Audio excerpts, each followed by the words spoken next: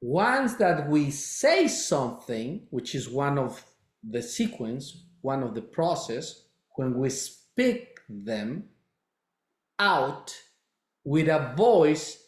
we are transforming that subatomic power of that thought, anchoring from that dimension into our 3D dimension through sound, a word.